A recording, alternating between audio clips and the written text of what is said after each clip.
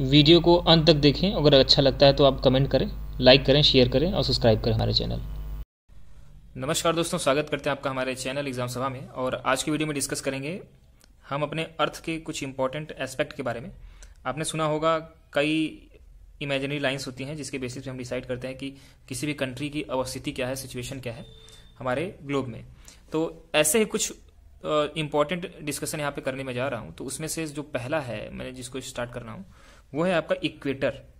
ठीक है, तो सबसे पहले इक्वेटर लाइन के बारे में हम समझेंगे।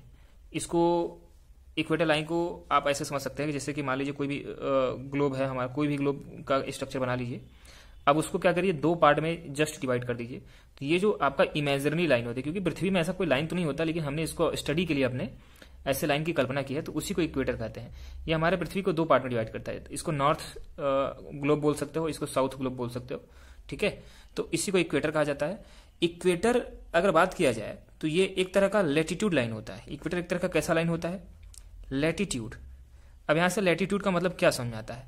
लैटिट्यूड का मतलब समझ में आता है कि जो नॉर्थ आपका पोल है और साउथ पोल है उसके पैरेलल में जब लाइन खींची जाती है तो उसको लैटिट्यूड बोलते हैं। कई बार लोगों को कंफ्यूजन होता है कि लैटिट्यूड और लॉन्गिट्यूड क्या होता है, तो वो आप मैं यहाँ पे समझा दे रहा हूँ। सो कहने का मतलब है कि पैरेलल ऑफ लैटिट्यूड क्या होता है? Latitudes parallel of latitudes are the parallel circle from the equator up to the pole. कहने का मतलब है कि ऐसा पैरेलल लाइन जो है आपका ऐसे ऐसे करके पैरेलल लाइन खींची जाती है और ये शुरुआत की जाती है आपका यहाँ पे इक्वेटर से और ऐसे ऐसे करके आपका नॉर्थ पोल तक लाइन जाती है। तो अगर नॉर्थ पोल की बात किया जाए तो उसको क्या बोलते हैं? 90 डिग्री और लैटिट्यूड बोलते हैं। ठीक है, 90 डिग्री लैटिट्यूड बोलते हैं। साउथ पोल को क्या कहेंगे? वो भी आपका 90 डिग्री लैटिट्यूड पे ही होता है। ठीक है, तो ये आपका इक्वेटर और जो लैटिट्यूड लाइन है वो तो आपको समझ में आ गई होगी। इसी तरीके से इक्वेटर जो होता है, इक्वेटर को 0 डिग्री बोलते हैं। इक्वेटर क्या बोलेंगे? 0 डिग्री बोल देंगे, 0 डिग्री लैटिट्यूड बोलते हैं। ठीक है, और ये सभी क्या होते हैं? 1/4 ऑफ द 360। 1/4 ऑफ 360 मतलब 90 डिग्री, चाहे वो नॉर्थ पोल हो एनपी हो, चाहे साउथ पोल एसपी हो। ठीक है, दोनों की दोनों लाइंस का यही आपका इंपॉर्टेंट होता है। अब जो ये पैरेलल टू लैटिट्यूड की मैं चर्चा कर रहा हूं तो इसका कुछ इंपॉर्टेंस है। इसको हम कई तरीके से इसको सिग्निफिकेंस उसका समझ सकते हैं। जैसे इसमें अगर जैसे ये आपका ये लाइन है, इसमें अगर एक लाइन होती है ट्रॉपिक ऑफ कैंसर और एक सेकंड लाइन होती है ट्रॉपिक ऑफ कैप्रिकॉन, तो ट्रॉपिक ऑफ टीओ और इसको मैं लिख दे रहा हूं कैंसर। तो ट्रॉपिक ऑफ कैंसर जो लाइन होती है उसको वो किसको बोलते हैं हम? 23.5 डिग्री जो आपका नॉर्थ होता है उसी को ट्रॉपिक ऑफ कैंसर बोला जाता है। इसी तरीके से ट्रॉपिक ऑफ कैप्रिकॉन होता है तो ट्रॉपिक ऑफ कैप्रिकॉन। तो जो ट्रॉपिक ऑफ कैप्रिकॉन लाइन होती है वो किसको बोलते हैं? उसका जो डिग्री होता है तो 23.5 साउथ जो होता है, ये वाली जो लाइन होती है उसको ट्रॉपिक ऑफ कैप्रिकॉन बोलते हैं, इसको ट्रॉपिक ऑफ कैंसर बोलते हैं। हिंदी में इसको बोलते हैं कर्क रेखा, इसको बोलते हैं आपका मकर रेखा। और जो इक्वेटर की मैं बात कर रहा था इसको भूमध्य रेखा के नाम से जानते हैं। इक्वेटर मतलब क्या होता है? इक्वल पार्ट में डिवाइड करने वाला, मतलब भूमि के मध्य से जाने वाला, पृथ्वी के मध्य से जाने वाली रेखा, इसी को इसको बोलते हैं। इसी तरीके से एक होता है आपका आर्कटिक लाइन, एक आर्कटिक सर्किल लाइन होता है। क्या बोलते हैं इसको? Arctic circle.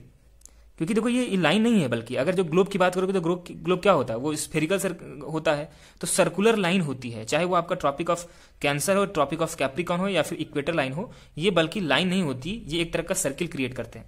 आर्कटिक सर्किल जो क्रिएट होता है वो आपका 66.5 डिग्री जो आपका नॉर्थ होता है, जो इक्वेटर से 66 आपका जो बनाता है उसको आर्कटिक सर्किल लाइन बोलते हैं। इसी तरीके से अंटार्कटिक सर्किल लाइन जो है, क्योंकि देखो ये आपका जो अंटार्कटिक सर्किल है, यहाँ पे अंटार्कटिक बोल सकते हैं इसको, तो अंटार्कटिक जो आपका सर्किल है वो आपका 66.5 नॉर्थ जो होता है इक्वेटर से लेकर के उसको अंटार्कटिक बोल देते हैं। और आर्कटिक बोलते हैं जो आपका इसको साउथ बोलते हैं। अंटार्कटिक को क्या बोलते हैं? 66.5 साउथ होता है, इसको सी के बेसिस पे बोलते हैं। जो हमारा ओशियन पाया जाता है, समुद्र पाया जाता है, Arctic ocean and Antarctic ocean, कुछ इस तरीके से इसको यहाँ पे सिग्निफिकेंस उसको देखते हैं। कई और जोन भी होते हैं जिनको यहाँ पे डिफाइन किया जा सकता है, तो अब मैं उसके बारे में बताने वाला हूँ। अब यहाँ पे मैं जो डिस्कस करने वाला हूँ वो है आपका जोन के बारे में, मतलब अपने हम ग्लोब को, हमारे विश्व का जो मानचित्र है, जैसे विश्व को मैं वर्ल्ड को ऐसे दिखाना चाहूँ और उसको मैं अलग अलग सेक्टर में बांटना चाहूँ, तो जैसे मैंने अभी भी आपको बताया ये ऐसे कुछ लाइन बनेगी। तो इसका जो भूमध्य रेखा है इक्वेटर लाइन है, तो पहली बात मैं एक बार लिख देता हूँ नाम। तो जो इक्वेटर लाइन है उसमें 0 डिग्री लिखता हूँ। तो उसके बाद नीचे आपका एक होता है 23.5 साउथ, इसके बाद आपका 66 एंड आपका हाफ होता है साउथ। और इसी तरीके से नॉर्थ में भी आपका यहाँ पे 66.5 जो कि आर्कटिक सर्किल बोलते हैं, ये आपका लाइन हो गया, ये वाली आपको हो गया 23.5 और ये नॉर्थ हो गया लाइन। अब इसमें खासियत क्या क्या आप समझिएगा। अब ये जो 23 ये आपका नॉर्थ से लेकर के 23 साउथ के बीच में लाइन है, उसको कुछ और नाम से जानते हैं। तो जो पहला पॉइंट होता है मैं उसको आपको समझाने जा रहा हूं, उसको बोलते हैं टोरॉइड। समझिएगा ध्यान से, टोरिड, और इसको जोन कह लीजिए, सर्किल कह लीजिए, जो टोरिड सर्किल या टोरॉइड सर्किल इसको बोलते हैं। और इसमें क्या होता है कि जैसे 23.5 से लेकर के 23 ये हाफ नॉर्थ से लेकर के और इसी के साउथ में और इक्वेटर भी बीच में आता है। तो ये वो एरिया है जहां पे सूर्य कम से कम कुछ समय के लिए कम से कम एक बार सूर्य ठीक ऊपर होता है, मतलब इन क्षेत्र में। आप जानते हो कि हम जब मकर संक्रांति होती है, मकर संक्रांति एक उत्सव मनाया जाता है, तो मकर संक्रांति के समय में सूर्य क्या होता है कि दक्षिणायन से उत्तरायण की तरफ बढ़ता है। कहने का मतलब उस समय 23.5 साउथ पे रहता है और धीरे धीरे करके वो नॉर्थ में जाना शुरू करता है। इसी तरीके से गर्मी जब पड़ती है तो गर्मी हमारे जैसे इंडिया में बात करें तो इंडिया का जो 23.5 के आसपास का क्षेत्र पाया जाता है, नॉर्थ के आसपास का क्षेत्र, और हमारे आसपास जून में गर्मी पड़ती है। तो जून में गर्मी क्यों पड़ती है? क्योंकि सूर्य जो होता है वो हमारे हेड के ठीक ऊपर होता है। इसका मतलब क्या हुआ कि उस समय जो सन है वो 23.5 नॉर्थ के आसपास को देखने को मिलता है। इसका मतलब है, सिंपल से मतलब ये समझिएगा कि कुछ क्षेत्र, मतलब ये क्षेत्र एक आपका टोराइड क्षेत्र या फिर टोरिड क्षेत्र एक ऐसा क्षेत्र है, ऐसा जोन है जहां पे सूर्य कम से कम एक बार ठीक सर के ऊपर रहता है, मतलब कि साल भर में कम से कम एक बार ऐसा समय आता है। ये आपका बोलते हैं टोरिड लाइन। यहाँ पे आपने जोन जो मैंने दिखाया है 23 आपका नॉर्थ से लेकर के 23 साउथ के बीच में, यही आपका टोरिड जोन होता है, टोराइड जोन होता है। सेकंड यहाँ पे अगर मैं बात करूं तो एक होता है आपका टेम्परेट जोन। क्या होता है? Temperate zone.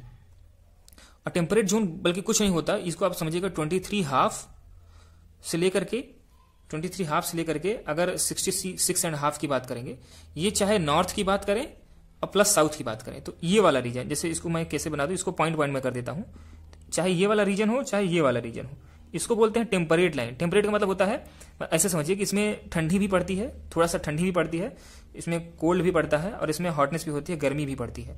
तो ये दोनों का मिक्सचर लाइन होता है, इसीलिए इसको टेम्परेट लाइन बोलते हैं। इसमें सूर्य कभी भी मिड डे में सूर्य जो होता है वो कभी भी सर के ऊपर नहीं आता है, हमेशा तिरछा होता है।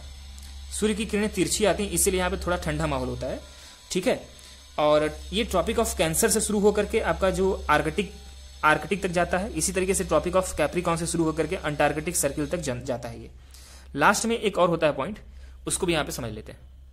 तो लास्ट वाला पॉइंट अगर बात करेंगे तो वो थर्ड होता है और उसको हम बोलते हैं फ्रिजिड जोन, ठीक है। तो फ्रिजिड जोन क्या होता है? ये आपका 66.5 से लेकर के पोल तक, चाहे वो आपका नॉर्थ पोल की बात करें, जैसे कि हम नॉर्थ पोल की बात करेंगे, वहां से लेकर के अगर आर्कटिक लाइन तक बात करें, आर्कटिक लाइन जो कि 66.5 नॉर्थ होता है, और यहाँ आपका 90 डिग्री नॉर्थ बोल सकते हो, 90 डिग्री नॉर्थ बोल सकते हो, नॉर्थ पोल को 90 डिग्री नॉर्थ बोल सकते हो। तो इसके बीच में जो लाइन पाई जाती है उसको फ्रिजिड लाइन बोलते हैं। इसी तरीके से आपका साउथ पोल से लेकर के आपका अंटार्कटिक लाइन, अंटार्कटिक सर्किल या फिर 66.5 साउथ बोल दीजिए, तो इसका भी जो रीजन होता है वो भी आपका फ्रिजिड होता है। So area line between the arctic circle to north pole, या आपका आर्कटिक सर्किल से नॉर्थ पोल के बीच में आपका जो है, तो ये वाली लाइन अगर की बात करें या फिर इस लाइन की बात करें, ये दोनों के दो लाइन जो होता है आपका फ्रिजिड जोन में पाए जाते हैं, ठीक है। ये आपका ठंडे होते हैं, इसमें सूर्य कभी भी ऊपर नहीं दिखाई देता है, बल्कि ये सूर्य जो होता है ना लगभग हॉरिजॉन्टल तक दिखाई देता है, हॉरिजॉन्टल तक दिखाई देता है, मतलब ऐसा लगता है कि सन जो है आपका हॉरिजॉन्टली आ रहा है, ठीक है। इसीलिए जो आपका पोल पे 6 महीने का दिन और 6 महीने का रात भी दिखाई देता है। तो ये तो आपका चर्चा हो गई आपका वेरियस जोन की, जो कि आपका अर्थ सरफेस पे देखने को मिलती है। अब यहाँ पे मैं एक बात समझाने वाला हूँ। देखिए, दो तरह की लाइन हमारे ग्लोब को डिफाइन करने के लिए होती है। एक आपका होती है लेटीट्यूड, जिसके बारे में हम अभी पढ़ चुके हैं। लेटीट्यूड मतलब होता है लेटी हुई लाइन, इसको ऐसे भी समझ सकते हो, देसी भाषा में समझ सकते हो। और दूसरा आपका होता है लॉन्गिट्यूड लाइन। अब यहाँ पे समझने वाली बात है, लेटीट्यूड जो होता है लाइन, उसको हमने यहाँ पे देखा, जैसे एक बार मैं फिर से बता देता हूँ, रिकैप करा देता हूँ। ये आपका इक्वेटर लाइन थी। इक्वेटर एक तरह की लेटीट्यूड है, लेटीट्यूड लाइन है जिसका डिग्री होता है 0 डिग्री। इसी तरीके से ट्रॉपिक ऑफ कैप्रिकॉन जो कि 23.5 आपका साउथ होता है, ट्रॉपिक ऑफ कैंसर होता है 23.5 नॉर्थ होता है। इसी तरीके से आपका यहाँ पे अंटार्कटिक लाइन होता है, यहाँ पे आर्कटिक लाइन 66.5 होता है। नॉर्थ पोल को आपका 90 डिग्री बोलते हैं, आपका साउथ पोल को भी आपका 90 डिग्री बोलते हैं, ठीक है। तो इस तरीके से हमने लेटीट्यूड को डिफाइन किया था। अब लॉन्गिट्यूड की बारी आती है, तो लॉन्गिट्यूड को ऐसे समझिएगा, ये लाइन जो होती है वो आपका एक पोल से दूसरे पोल के बीच में जो लाइन होती है उसको मिलाने वाली लाइन को क्या बोलते हैं? नॉर्थ पोल से साउथ पोल की लाइन को मिलाने वाली लाइन को क्या बोलते हैं, हम बोल सकते हैं उसको लॉन्गिट्यूड। और लॉन्गिट्यूड और लैटिट्यूड में एक अंतर होता है। देखिए लैटिट्यूड जो है वो सभी लाइन जो होती है, सभी लाइन, अगर मैं सभी लाइन की बात करूंगा तो ये आपका सेम नहीं होती है। आप खुद समझिए ना, जो इक्वेटर वाली लाइन होगी, इक्वेटर सबसे बड़ी लाइन होगी, इक्वेटर जो लाइन होगी वो आपका जो सर्किल होगा, एक्चुअली ये लाइन नहीं होती, वो सर्किल होती है, वो सबसे बड़ी लाइन होगी, वो सबसे बड़ी लाइन होगी। और जबकि अगर बात करें नॉर्थ पोल और साउथ पोल पे अगर आप चले जाओगे तो उनकी जो लेंथ है वो आपका जीरो हो जाएगी, इक्वल टू जीरो हो जाएगी। तो इस तरीके से लैटिट्यूड जो लाइन होती है सब अलग की अलग होती है। लेकिन ये आपका लॉन्गिट्यूड जो लाइन है, क्योंकि सबको नॉर्थ पोल और साउथ पोल से गुजरना है, चाहे ऐसे कर लीजिए चाहे आपका यहाँ पे ऐसे कर लीजिए, तो सबको नॉर्थ पोल और साउथ पोल से गुजरना है। तो सभी लाइन जो है, सभी लाइन मैं इसको हिंदी में लिखूंगा समान होती है, ठीक है। और सब जो होता है आपका नॉर्थ पोल से साउथ पोल को मैच करती है और ऐसा आपका फुल सर्किल बनाती है। इसीलिए यहाँ पर 360 डिग्री वाली लाइन होती है और ये आपका सब एक जैसे लेंथ के होते हैं। उनका जो आपका 2πr निकालोगे तो वहां पे जो आपका रेडियस होता है वो आपका इक्वल होगा। हर के केस में जो आपका अर्थ का रेडियस होता है वही रेडियस आपका इन लाइंस का भी होगा। एक बात तो जो बेसिक लॉन्गिट्यूड लाइन है वो आपको समझ आ गई होगी। अब इसके बाद पहला कॉन्सेप्ट जो है वो आपका है प्राइम मेरिडियन का। यहाँ पे समझिएगा, प्राइम मेरिडियन आपकी वो लाइन है, वो एक तरह की लॉन्गिट्यूड लाइन है, पहले आप ये समझिए। और ये क्या होता है, आपका जो इंग्लैंड है वो उस कंट्री से आपका यहाँ पे जैसे मान लीजिए आपका हमारा ये इंग्लैंड है, वहाँ का जो आपका प्राइम मेरिडियन जो लाइन है, जो स्टैंडर्ड लाइन है, उसी को प्राइम मेरिडियन लाइन बोला जाता है। इसको ग्रीनविच नामक जगह से ये होकर के गुजरता है, इसको ग्रीनविच नामक जगह से होकर के गुजरता है। तो ग्रीनविच रेखा के नाम से भी इसको जाना जाता है, जो कि आपका ब्रिटिश रॉयल ऑब्जर्वेटरी के क्षेत्र में ये आपका लोकेट होता है। इसको ब्रिटिश रॉयल ऑब्जर्वेटरी, यहाँ पे इसको समझ लीजिए, ब्रिटिश रॉयल ऑब्जर्वेटरी से होकर के जाता है, इसीलिए इसको प्राइम मेरिडियन लाइन बोला जाता है। और ये जो प्राइम मेरिडियन होता है उसको 0 डिग्री लॉन्गिट्यूड बोलते हैं। क्या बोलते हैं, ये पूरे वर्ल्ड में यही मान्यता है कि 0 डिग्री जो लॉन्गिट्यूड होता है उस किसको मानते हैं, वो आपका प्राइम मेरिडियन जो कि ग्रीनविच रेखा है उसी को मानते हैं। उसी के बेसिस पे क्या डिफाइन करते हैं। अब इसके इस साइड जो होता है उसको हम क्या बोलेंगे, और इसके इस साइड क्या होता है। देखिए इसके इस साइड जो होता है उसको हम वेस्ट बोलते हैं।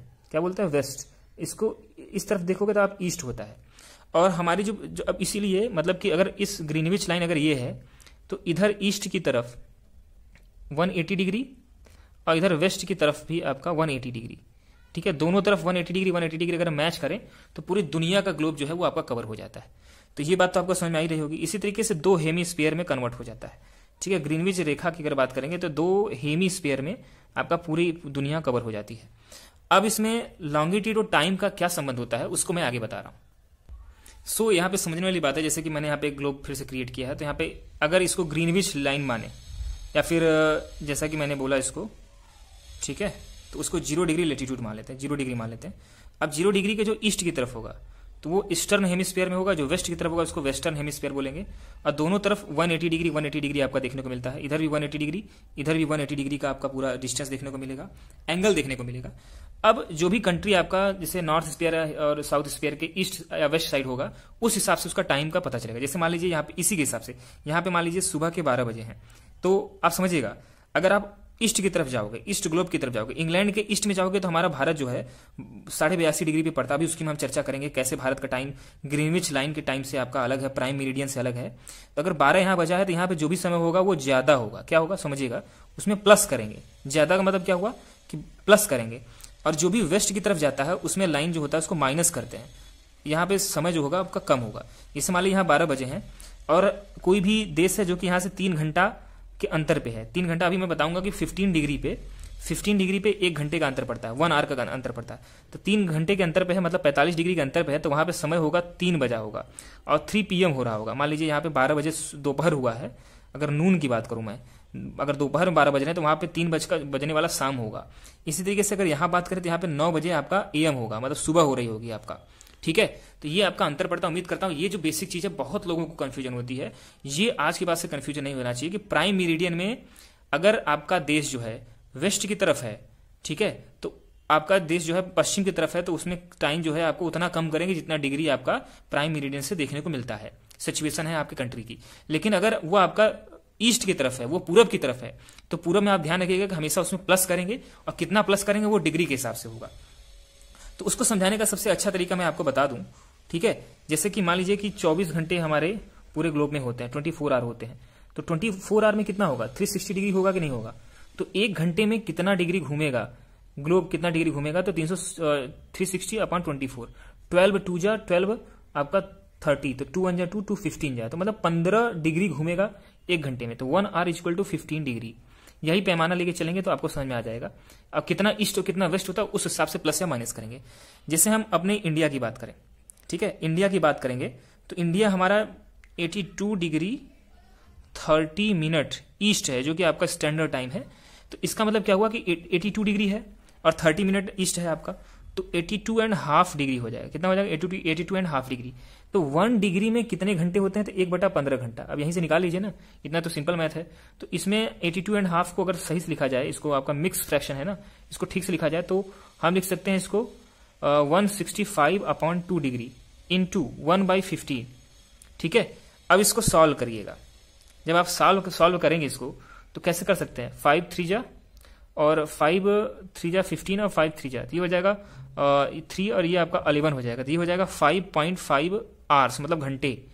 तो 5.5 घंटे, 5 घंटा 30 मिनट, आधे घंटे में कितना होता है? 30 मिनट होता है। तो 5 घंटा 30 मिनट जो टाइम है वो आगे हो जाएगा।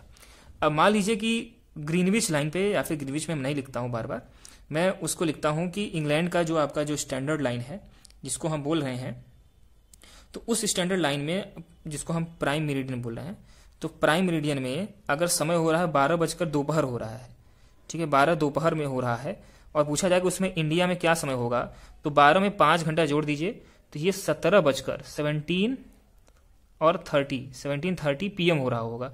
मतलब शाम का कितना बज रहा होगा आपका? 5:30 PM हो रहा होगा।